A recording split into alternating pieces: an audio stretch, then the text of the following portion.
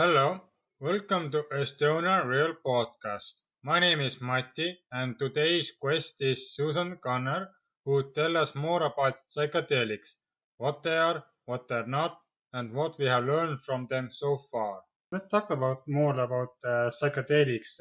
Tell us what brought to the psychedelic world, and was your opinions about psychedelics before that? So it's really interesting because a lot of people come into the psychedelic scene very early on. But with my case, I actually, I started learning about them very, very late in my path.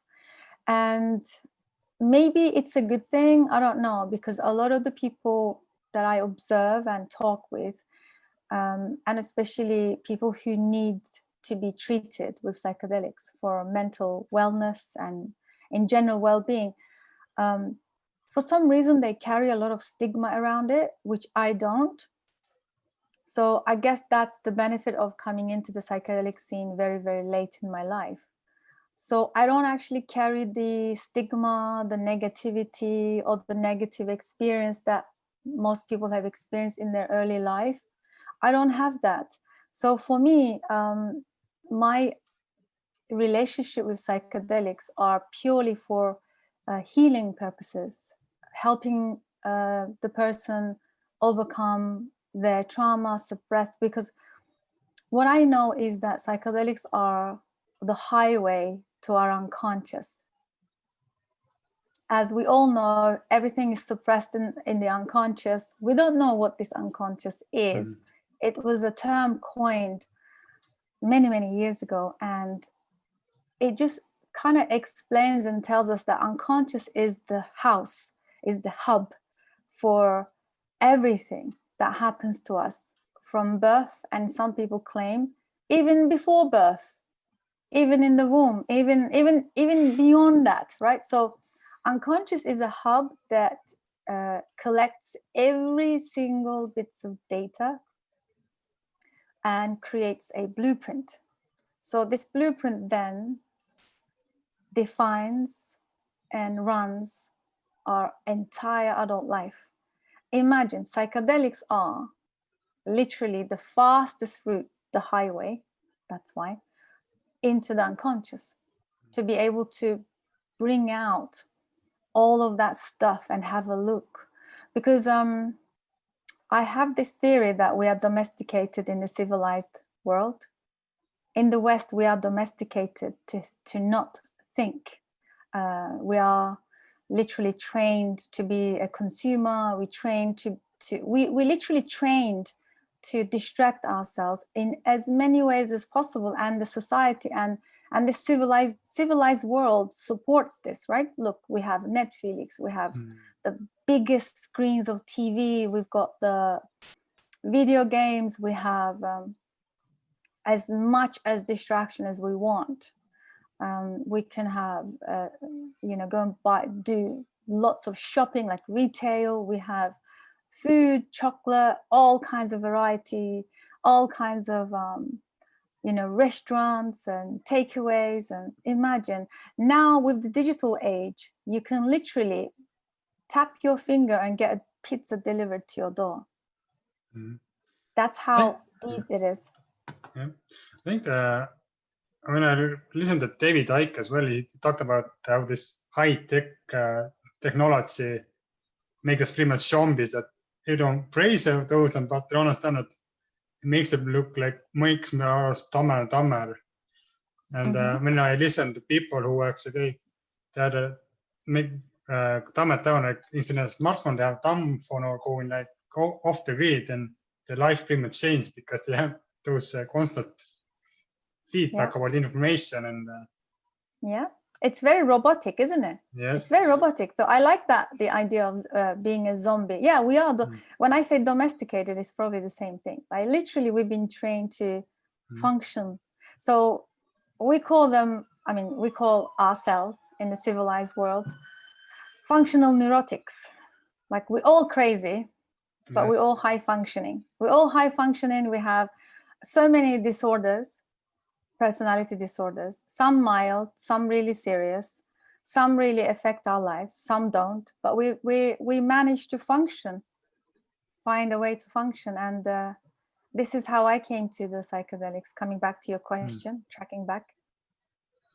And the reason I came into it like very early in my time is because I'm a holistic psychotherapist at the same time, which means I try and explore many tools, from meditation to yoga to chanting to cold showers to holotropic breath work, all kinds of things. These are the holistic tools for people to heal themselves.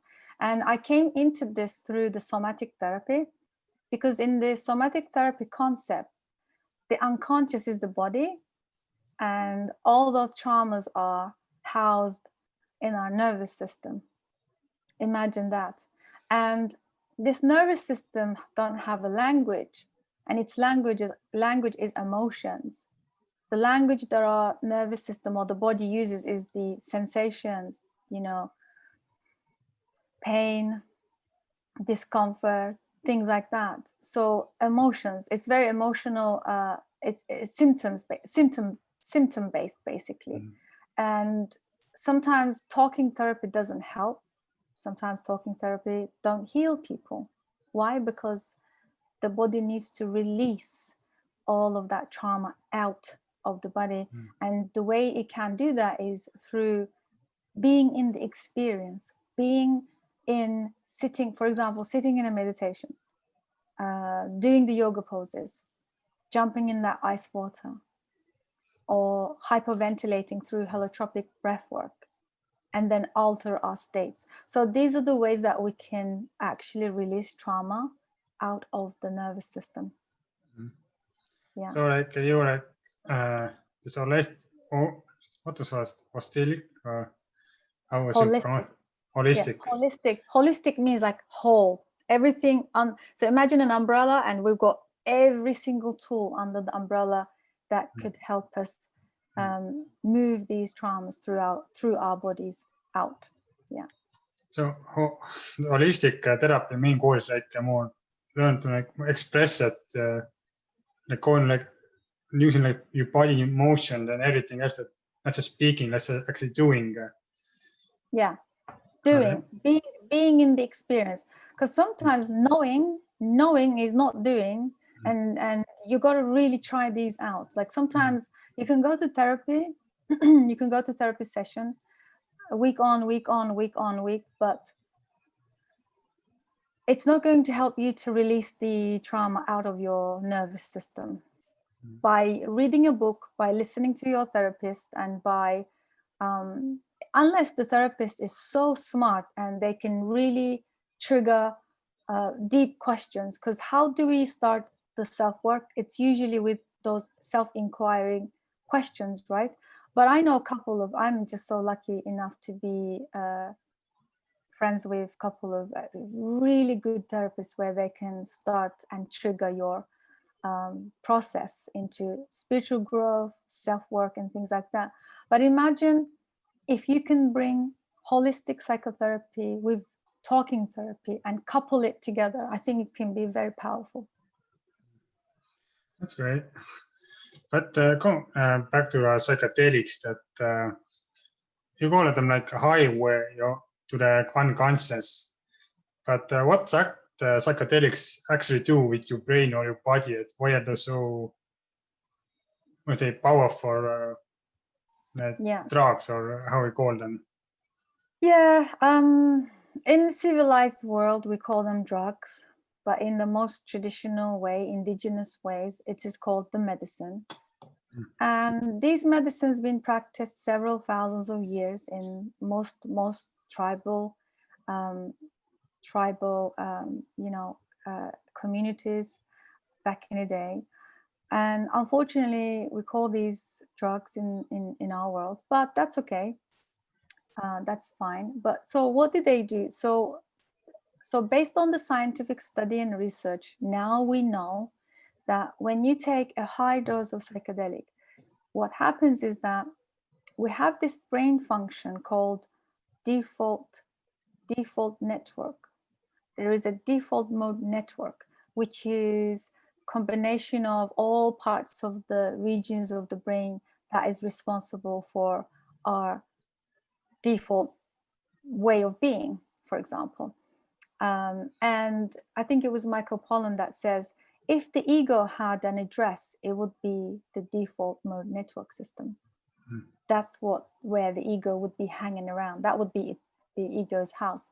So address, he says it. So what happens is that when you take a high dose of psychedelics, this network is somehow takes the back seat, somehow disempowered, somehow slow down in activity. And then by doing that, then you are able to reveal all of the things that being suppressed. That's what I mean by that high road, meaning they are literally the fastest way. It's like a portal to really dive into the unconscious. And by silencing your default mode network, that means you have your ego is disempowered. That means your crazy monkey mind is slowed down, your heart is slowed down, and your body is relaxed. That means it's a perfect environment, perfect safe environment for you to start doing what's painful, what's been hidden, what's been suppressed. That's why they are very effective.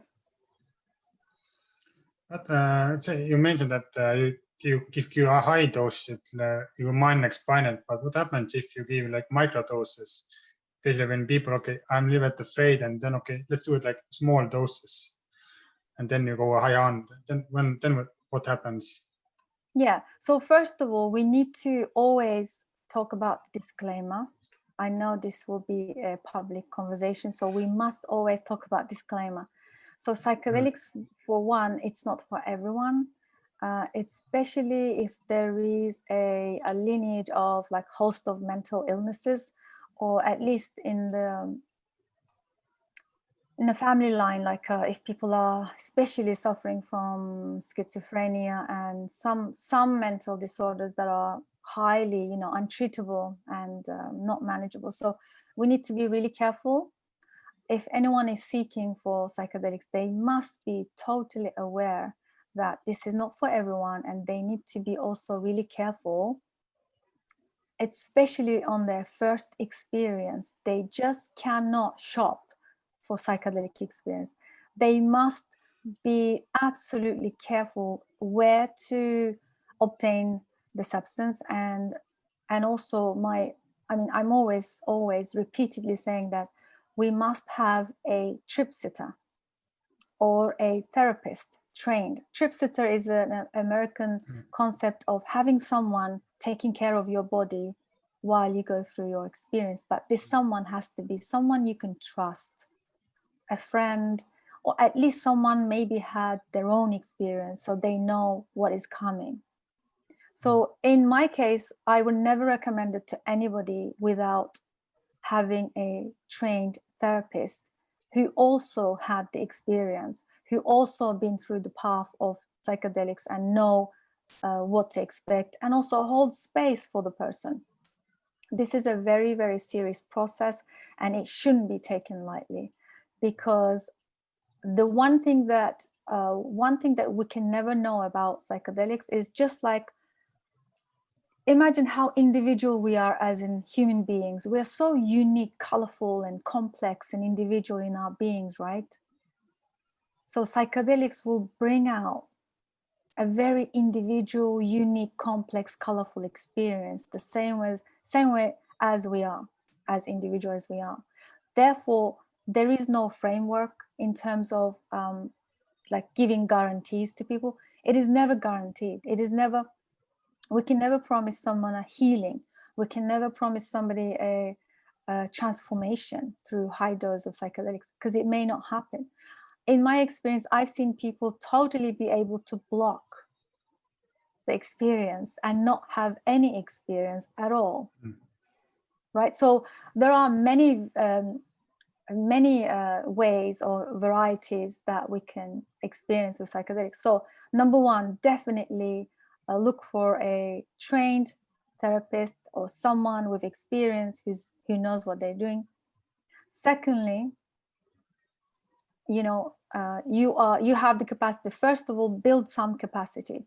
Like, for example, when I take people on for these experiences, we go through a screening process. Screening process is when you have these several questions. They go into questions of like really answering if they're on medication, if they're on SSRIs, the SSRIs, antidepressants, medications like that. So you need to kind of know their history.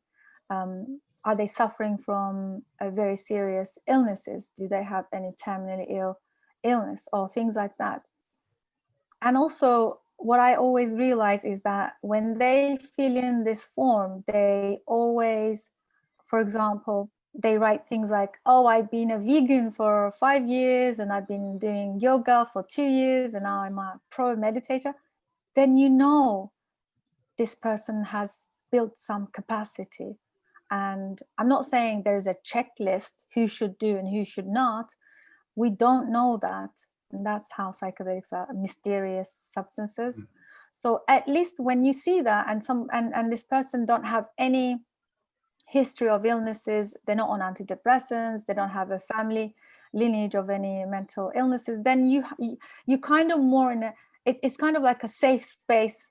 This person is also ready, and that's how they would be able to qualify for an experience, for example, and it will make the process easy. But again, there's always variables, so we can't just trust that also, because you never know, the person might freak out during the experience, and then you have this situation to deal with. So again, capacity, we must build the capacity, we must do our own research, we must at least use other tools that could prepare us. And the third one is intention. Intention is everything, because psychedelics are basically plants with spirit, and with intention they start working on that level. So if okay, but how we build up this tension, or how this person know it? Okay, it can have this intense, or that can help it a good experience with psychedelics. Yeah, how do they have the intention? For example, in my experience, I meet so many people who are ready for the work. When I say ready, say you've done a lot of work, Matti, you've done a lot of self-work, you've done a lot of reading, and you've come to this. Now you have a capacity. So you probably will be good candidate for a high dose of psychedelics. However, imagine you went through your experience and then you received a lot of benefits. And then you suddenly thought, oh my God, I can also take, I don't know, like for example, this person in my family, and this person in your family has never even thought about self-work, never listened to a podcast, never learned about trauma, generational trauma, never really looked or have been able to look into their own self-work. And if you drag this person over there to the psychedelic scene, and then you say, look, I did this and it's incredible and you must do the same, but this person has never heard of them, they're not interested, they're not ready, and then you give them a full-blown experience of psychedelics. This is where the danger lies. So when I say capacity, that's what I mean. So one thing is that we cannot force other people to take it. And in my experience, I always say, make sure that you have the calling for the medicine, not the other way around. So that's why these substances shouldn't be promoted, to be honest, openly. Because they are plants with spirits. For some reason, like energetically, they always make their way to the people that need them. A bit like my experience. So I actually was called to these psychedelic medicines through my own energetic experience. So basically, that if you want to have experience, very good one is that you want to have an open mind. That have a curiosity that, okay, to learn new things, discover new things. And I think one of the conspiracy, one of the person who in Estonia deals with the conspiracy also like wanted to, okay, let's legalize marijuana or cannabis. But he, in some point, he realized, okay, we can't do it because people are not ready. Because they see that, okay, if just worse in this psychedelics, they make more harm than do. But if people are ready, then we can move forward. Yeah. Do you know what? I think this is like, okay, this is such a big topic you just touched on.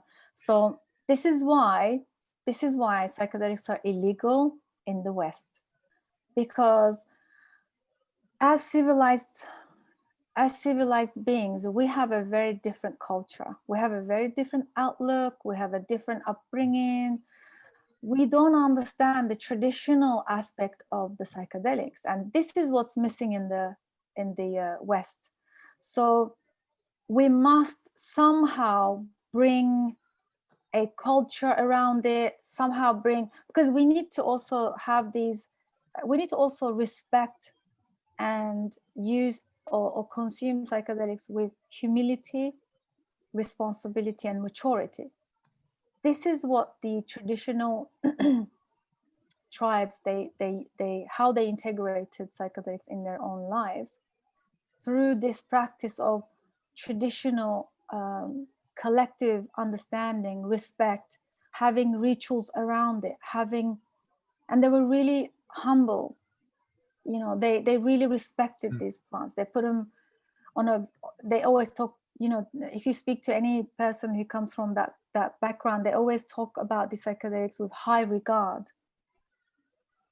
You know, we don't have that built in us in the West. We treat them for recreational festival drug to get high, or the most clever and the best thing that we do is to suppress and distract ourselves so we don't need to look. This is what I mean by setting changes everything. The moment you have built your capacity and you prepared yourself for the psychedelic experience, and then you had your intention, you would have a very different experience than your friend who tried it at a festival. You see, when I say these are plants with spirits, and they will only come to you at the level that you go to them. So if you're going to start consuming psychedelics with no respect, recreationally, exploiting them, and overusing and abusing them, that's the exact that's going to be reciprocated back to you, as opposed to someone who uses them with respect, high regard, traditionally, ritualistically, with certain setting and intention. They will receive a very potent healing and very deep transformational experience, and transpersonal, and we call it mystical experience. See, that is a massive difference, right? It's kind of sounds like it's like karma perspective, that you get what you want. That if you like, if you have no respect, then those medicine have no respect for you. So I think also the psychedelic people also they deal with psychedelics is that different bit that they're like a little more honest and don't care about you. Just they tell you what you need to hear. Yeah. And but let's come back to that. Why is mentioned that psychedelics are very dangerous if you have like a mental disorder or depression or antidepressants. So why are those too dangerous at that point? That what made my done for you? Yeah, it's a great question. So SSRIs, as you know, antidepressants, they work with the serotonin receptors. And guess what? So do psychedelics. So for that reason, someone who's been on an antidepressant for many, many years and they're so dependent. I mean, I'm not talking about mild doses of SSRI. I'm talking about high doses of, there are people who cannot function without them. I'm talking about that level. Only because let's not rule it out. I mean, although I want to put out a disclaimer and say, hey, this is what it is, this is what we know. But here's the thing, we don't actually know for sure. And that's because we don't have enough studies. We don't have enough research. And that's because these medicines were locked in, locked out, illegalized and shut down. All the the studies and research studies and all that, the funds dried out. The government didn't want to know. They just they decided to start war on drugs. I don't know why that happened. So I haven't got that exact knowledge or any of that, because I'm still learning, because I'm actually reading a lot of books from researchers from the 50s, 60s, 70s. Luckily, we have still got a lot of them around, alive, and they still carried on in the underground in their own way to keep the study going. And only a handful of people have done that. And according to them, the reason that we cannot promote psychedelics as a magic solution to mental illnesses is only because we don't have enough study and data. That's it. Like, for example, the way, because right now we're going through a psychedelic renaissance. So what does that mean? So in another term, they call it, we are in the third wave. So the first wave is the traditional, indigenous, and tribal use. And second wave is when it exploded in the 50s and infiltrated into the civilized Western world.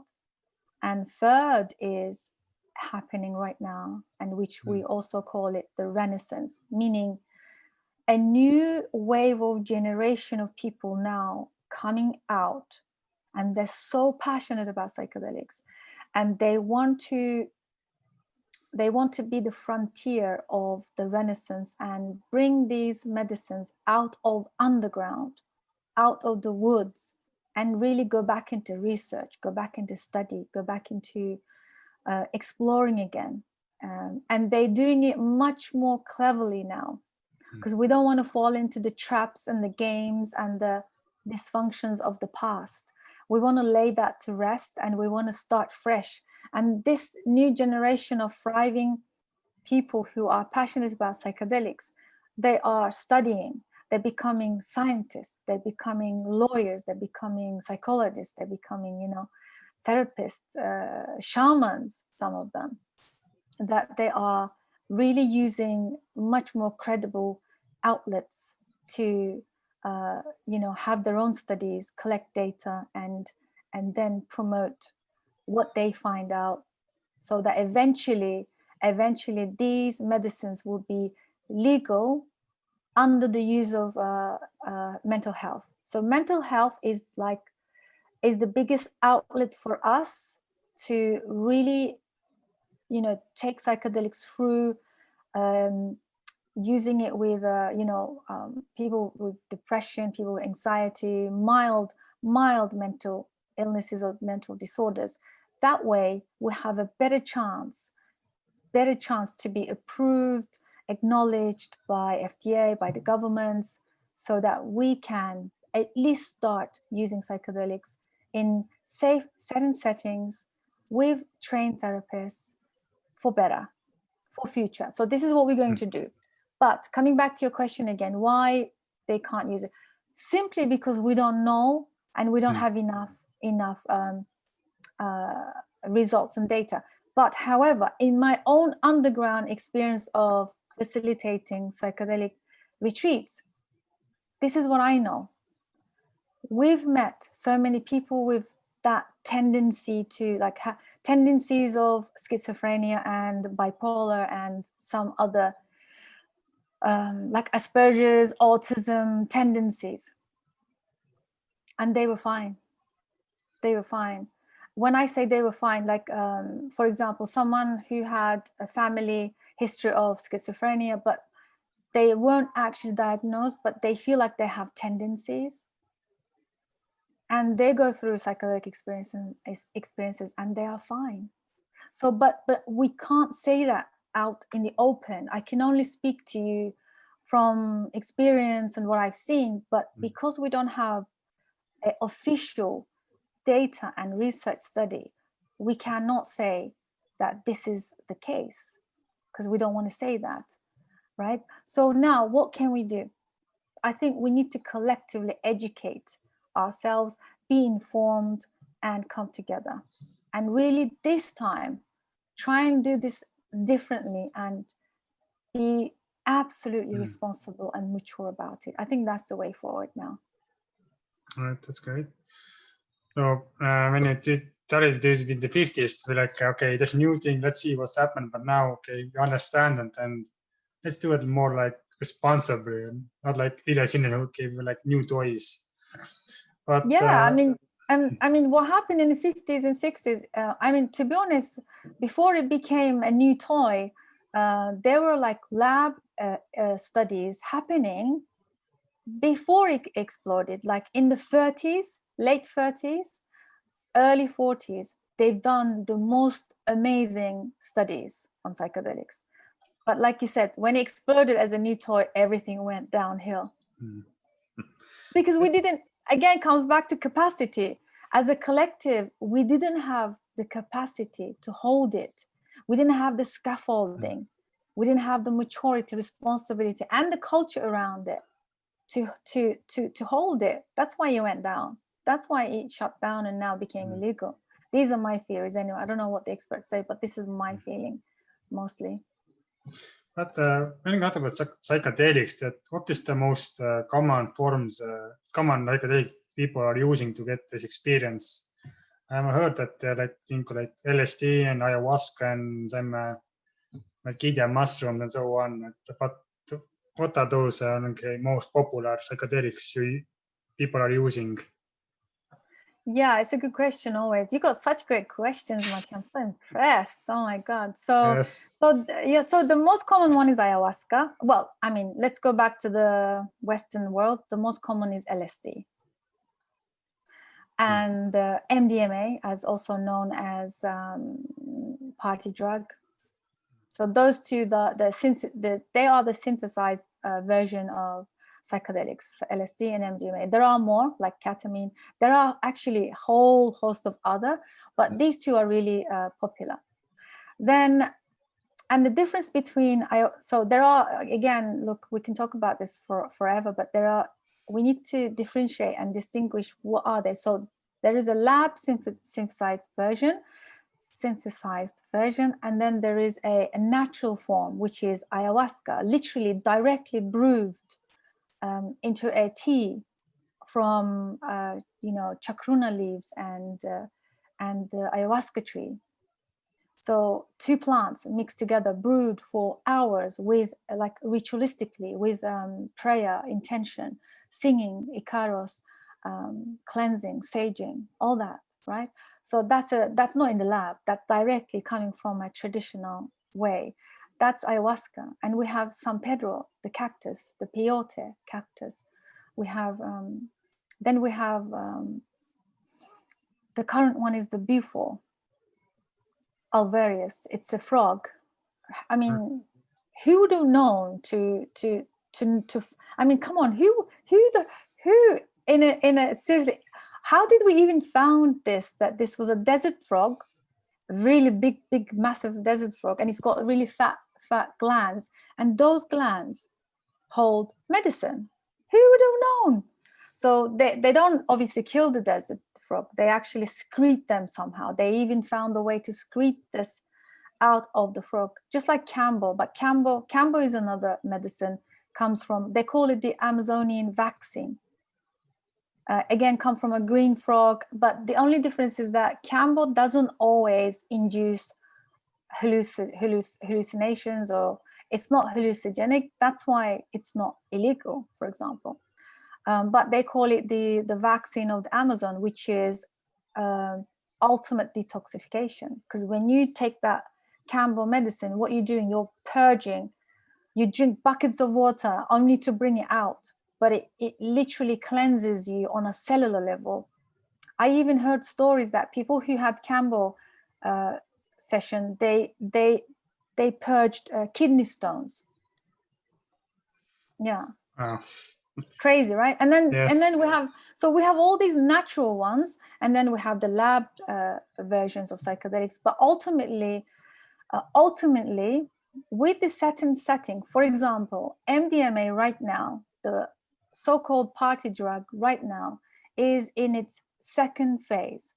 What does that mean? They've already done phase 1 studies. Now they're moved on to phase 2, and this is happening through MAPS Canada, which is a very big established organization founded by Rick Doblin, and he's done so much to contribute to psychedelic renaissance. And he's now hired the best in the world, leading psychology scientists, and they are in the phase 2 of MDMA studies, healing or at least curing depression with MDMA. So incredible results. Now, what does that mean? With one more study, the next step will be phase 3, and once they are on phase 3, that means MDMA will be legalized and available in clinical settings through a therapist. It will be available for everyone to have that treatment. That's what it means. That's great. But what is there different experiences where you like using a natural, say there's a psychedelic or synthetic? How different are those experiences? Or the approach is a little bit different? Psychedelics in itself, they always give you a different experience anyway, even if you take the same one. For example, ayahuasca experience, if you go back to ayahuasca on, say, annually or at least twice a year, depending on what you need, but recommended annually, because you don't want to overdo these psychedelic medicines, otherwise it just becomes another distraction. So if you were to do ayahuasca annually, you will never get the same experience again and again. It's a different experience each time. So what does that mean for us? It just means that certain settings changes everything. Intentions. That's what defines the psychedelic experience. So someone who would take a lab synthesized LSD or even psilocybin, because psilocybin is also now synthesized in laboratories, and someone could be taking that and then have a profound transformational experience, and then someone else would go to Peru into the jungle and sit with the tribes and have many ayahuasca experiences, and they may not feel it's so how can I say, it's subjective in a way. The experience is so subjective, so individual, so unique. It's like we cannot predict the outcomes. But this doesn't mean lab versus natural, not really. This one thing I need to make it clear. It's actually depending on the certain settings and the person is willing to go beyond and really want to work and go deep in themselves. I think any of those psychedelic substances would be profound. Yeah. But also, is there like any difference between like if you are controlled environment and doing psychedelics in uncontrolled environment? For example, if you imagine there was a drug user, some under breeds, some back alley and so on, compared to like if like in a safe environment, someone like witch doctor is here would help you if something goes wrong. And is there also change experience? I think all experiences are good. I think people should, earlier you said a word that really stuck. You said it's about learning, it's about being curious, it's about exploring. I think psychedelics also help us explore our human potential. So someone might prefer to go to a therapist, wear eye shades, and then lie down for the 4-hour process, 4 to 6 depending on the dose, And they may just kind of want that kind of experience because they may be struggling with something that they cannot put their finger on. They may have had many sessions of therapy. They might have tried everything, antidepressants, and they've never got any results. And because there is this thing called in mental health space that we call it untreatable disorders, untreatable mental disorders, which, you know, and they might want to just go to a therapist, like you said, who really wants that specific logical, because again, as we said earlier, we don't come from that tradition to just get it. So somebody might prefer that, while somebody else might prefer going into the jungle and really processing everything themselves. But this requires a lot of self-agency. One of my favorite concepts: self-agency, autonomy. Like if you go and sit in the jungle, not that I have done yet, because it's on my bucket list. That's something I want to do. But I'm friends with so many people who have done, and also I'm friends with a very good shaman from Peru. So, you know, like when you go to places like that, the medicine guides you anyway, but you got to trust yourself first. But unfortunately, in the West, in the domesticated life that we live, many of us we have given away our self-agency or our sovereignty to someone else, so they can dictate and tell us. Like, we go to doctors and we want doctor to tell us, this is our body, right? And this is not to put down the modern medicine, because modern medicine has done incredible advancements, and they've done incredible work so far. I mean, we survived. If we survived, I think partly because of the modern medicine too. But here's the thing: we need to know the difference between handing over our sovereignty to someone to tell us something. It's like going to a medium and asking her or him to tell my future. Can you tell me what's going to happen? It's the same thing. You go to a doctor and you say, I've got this pain, tell me. But instead, why don't we sit with that pain? Maybe it's trying to teach something. Maybe it's the way, as we spoke earlier about somatic experiencing. And if the unconscious emotional traumas are housed in our nervous system, what does that say to us? It just tells us that eventually the body is going to say something to us, communicate to us in a way that it's not going to be language, of course. It's going to be through pain, through sensation, through numbness, through discomfort, through something. And, instead of sitting with it and like, what is this pain teaching me actually? It could be a chronic pain. I mean, do you know in the West, people who suffer from chronic inflammation and pain on a daily basis are like 80%? No, I didn't know that. Crazy. Yeah, it's crazy. And these are just the and this is not even guaranteed the number, because there are so many people who don't say it, who don't go to doctor, who don't talk about it. So these are just a rough idea. It goes to show how sick we are in the West. So for example, someone who goes to jungle and they truly have that trust, faith, capacity, and they go and sit in the ceremony and they really go through the process themselves, because you really can take a psychedelic dose. Like famously said, Terence McKenna said, late Terence McKenna, they are the pioneers of the first movement, the revolution of psychedelics. They are the guys in the front lines.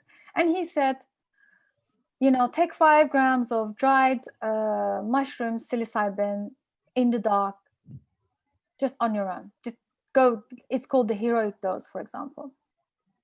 And when you do such a thing, you need to have that capacity, the trust, trust in yourself, your body, and your psyche, and you can go through this experience, and you'll be fine. Yeah, it takes a lot of courage, but you can do it, because a lot of people have been doing it. Look at the underground psychedelic world. It's thriving. So many people are using psychedelics, but they're not talking about it. Right?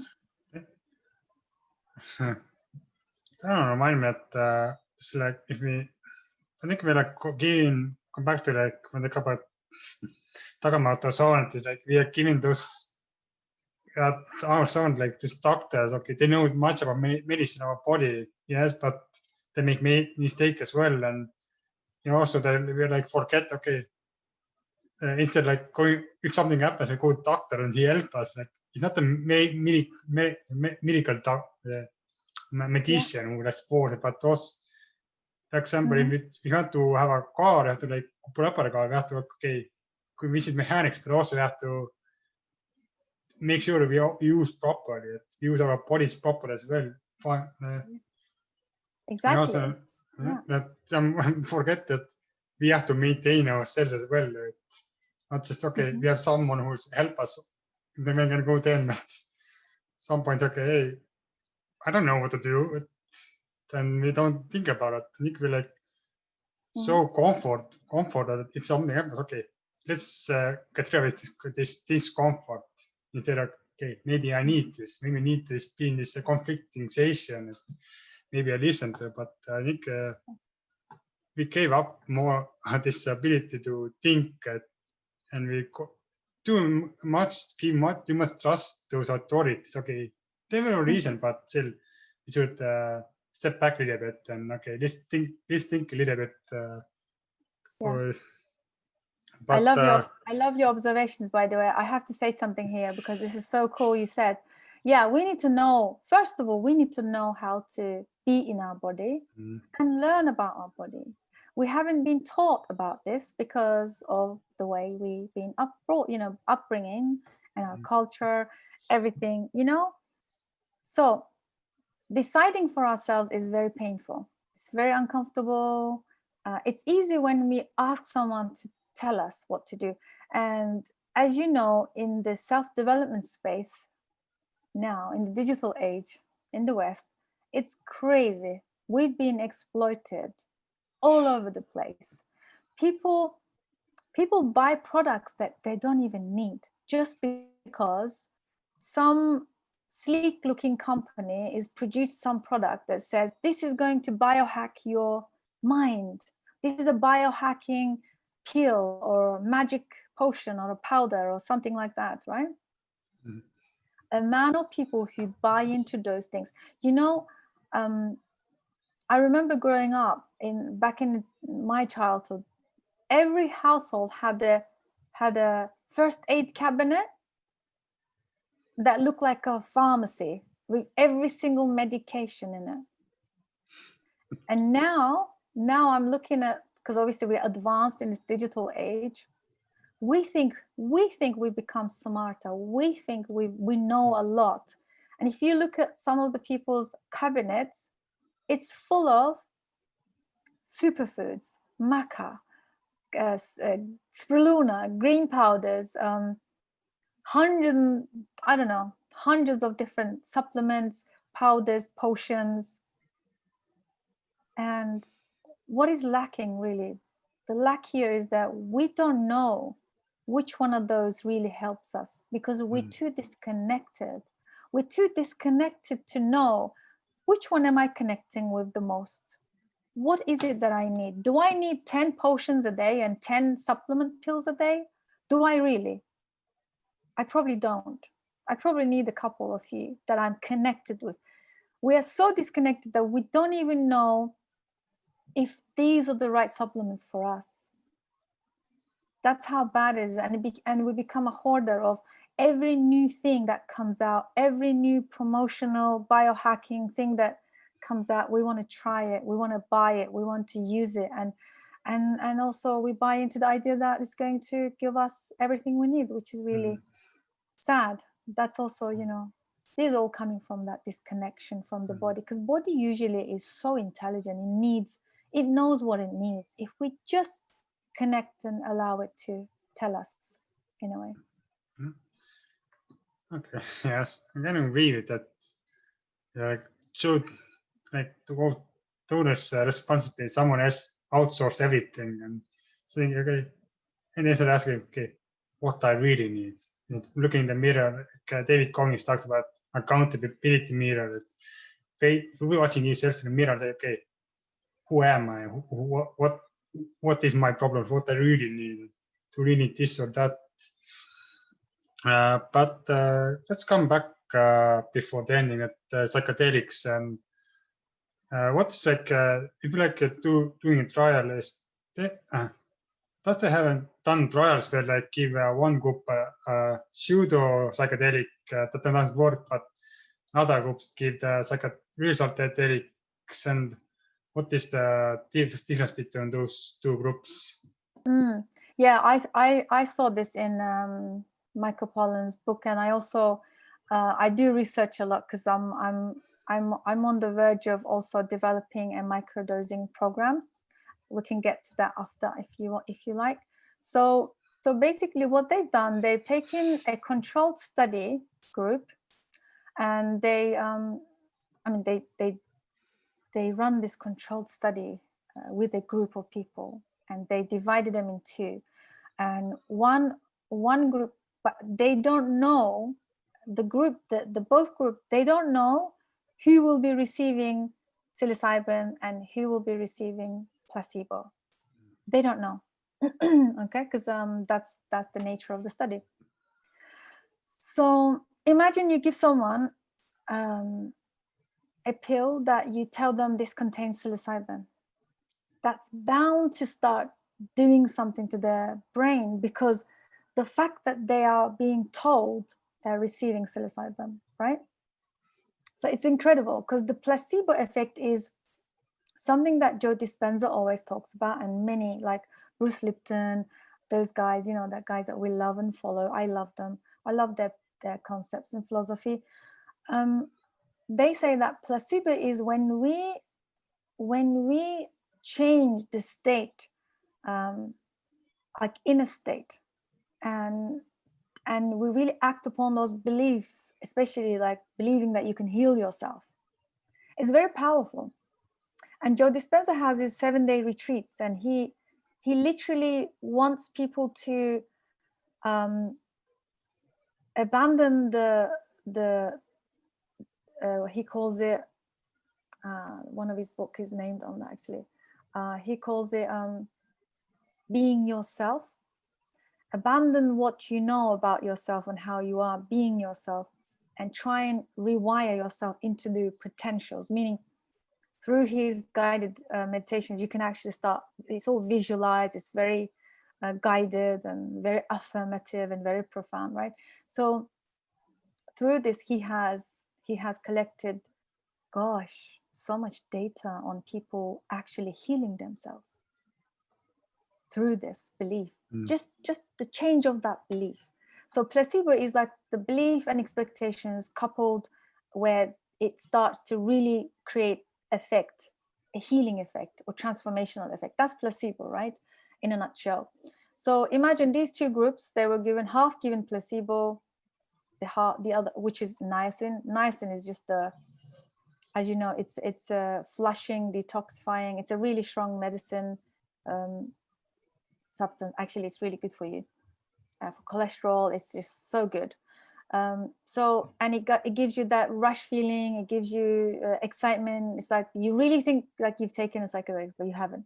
So then there's this other group where they actually have taken high doses of psilocybin, and they taken brain images, and people with placebo, they had a good level of activity. Actually, they saw unusual good connections, new connections, parts of their brain lighting up in different way than usual, which was a great example of placebo.